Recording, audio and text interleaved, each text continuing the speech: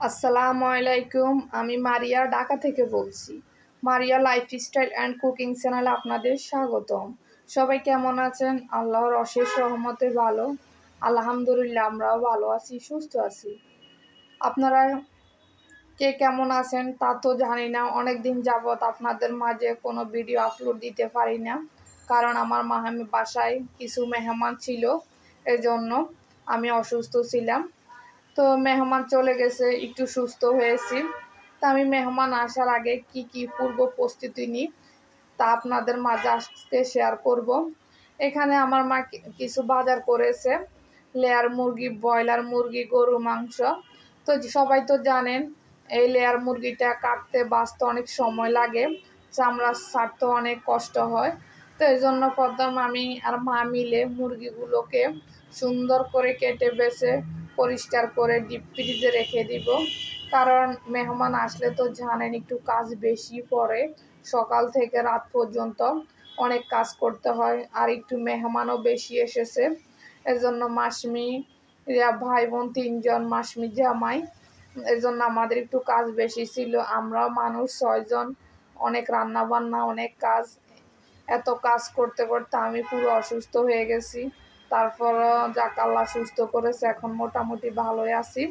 তো এখানে 6 কেজি গরু মাংস এনেছে, গরু মাংস চর্বি হাড় সহ। তো আমি এখানে কি করছি, প্রথমে 4 প্যাকেট করছি, করার পরে দেখি হয় না, আমরা তো একটু মানুষ বেশি এ কারণে।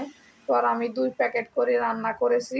প্রথম মাছ 6 কেজি এনেছে, পরে আবারও 6 কেজি আনা লাগছে, কারণ মাসমিরা একটু বেশি দিন ছিল। মাসমির 2 ভাই বোন আর মাসমির মা চলে গেছে 6 দিন থেকে। মাসমির জামাই আর মাসমি আজকে গেছে, এর জন্য আবারও গরু মাংস আনা লাগছে। তো এখানে আমি মেহমান আসার আগে ফ্রিজে যেসব আইটেম করে রাখা যায় দীর্ঘদিন, সেগুলো আমি আগে রেডি করে রেখে দিই। কারণ ওই যে মেহমান আসলে একটু কাজ বেশি থাকে, আমার তো ছোট মেয়ে, এই জন্য আদা রসুন জিরা মশলা বাদাম বাটা এগুলো আমি কি করি, মেহমান আসার আগে সবগুলো রেডি করে সুন্দর করে ফ্রিজে ভাজে ভাজে রেখে দিই, যাতে মেহমান আসলে একটু কম সময়ের মধ্যে দ্রুত রান্নাটা করা যায় আর কি। তারপরে এবার আয়রার বাবা অনেকটা আমাকে হেল্প করছে। আয়রার বাবা দেখছে আমি অসুস্থ হয়ে গেছি, উনি মোটামুটি আমার অনেকগুলো কাজই করে দিয়েছে, রান্না বান্না। তো এখানে আমি সবগুলো ফ্রিজ আইটেম রেডি করে ফ্রিজের মধ্যে রেখে দিয়ে এখানে বাসাটা একটু গুছিয়ে নিতেছি। আমি সবসময় বাসা গুছিয়ে রাখি, তারপরেও মেয়ে ছোট, মেয়ের খেলনা দিয়ে পুরো ঘর এলোমেলো করে রাখে। তারপরে মেয়েকে তো এখনও ছোট, কিছু করতে পারি না, বলতে পারি না। মেয়ের একটু খেলনা বেশি, ও পুরো ঘর খেলবে ওর নানুর সাথে, আমার সাথে, ওর বাবার সাথে।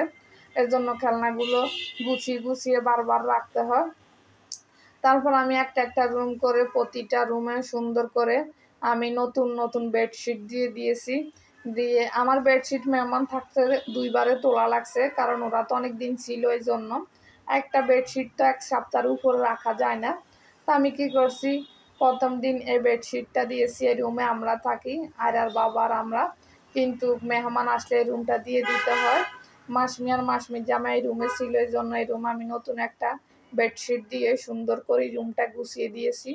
আপনি যদি আমার চ্যানেলে নতুন হয়ে থাকেন, প্লিজ চ্যানেলটি সাবস্ক্রাইব করবে, বেল বাটনটি অন করে দিবেন। আমার ভিডিওর কোনো অংশ আপনাদের ভালো লাগলে একটি লাইক দিতে পারেন। তা আমি সবগুলো রুম গুছানো হয়ে গেছে, এখন শুধু আমার ডাইনিং টেবিল আর সামনের রুমটা গুছানো বাকি। এই যে আমার সকাল থেকে কাজ করতে করতে পুরো রাত পর্যন্ত হয়ে গেছে। মেয়েকে টিভি দিয়ে দিয়েছি, মেয়ে টিভি দেখতেছে, আর এদিকে আমি কাজগুলো সেরে নিতেছি। মা তো যথেষ্ট পরিমাণ আমাকে হেল্প করতেছে। তা আমি এখানে বিছনা চাদরের সাথে আমি পর্দাগুলো ম্যাচিং করে একটি চাদর দিয়ে দিয়েছি, পর্দার সাথে ম্যাচিং করে আর কি। আর তারপর আমি এই যে টেবিলটাও সুন্দর করে গুছিয়ে নিয়েছি। আমি সবসময় এখানে একটি সাধারণ ভ্যাকসিন দিয়ে রাখি, মেহমান আসলে একটু সুন্দর করে গুছিয়ে দিই। এইটুকু আজকে পর্যন্ত। আল্লাহ হাফেজ, আসসালামু আলাইকুম।